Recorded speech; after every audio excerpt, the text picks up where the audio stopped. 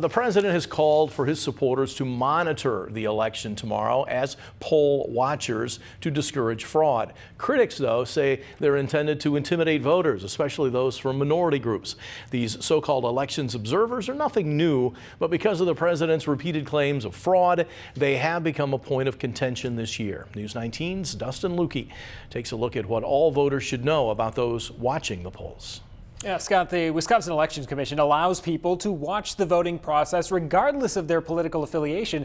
However, they may not use that affiliation to influence voters in any way. La Crosse County Clerk Ginny Dankmeyer told me that there are likely to be these observers tomorrow, as there have been already throughout the entire early in-person process. Now, all voters tomorrow should keep the following things in mind when it comes to elections observers. They do have to wear an observer tag or badge identifying them as such, and they should get one when they follow the check-in procedures with the chief inspector. The Wisconsin Elections Commission also says they must wear a face covering. They may not wear any clothing or buttons related to candidates or issues intended to influence the election, and they cannot talk to voters about candidates, parties, or what's on the ballot. In fact, they're not supposed to interact with voters at all unless requested. Their job is to just sit there and observe.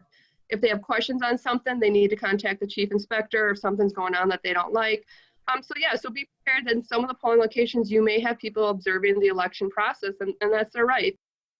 Now, something else to keep in mind for all voters and observers: leave the cameras in your pocket. No one, except for media outlets who have checked in with elections officials, can take photos or record video in a polling place, so save any of those "I voted" selfies for when you get home.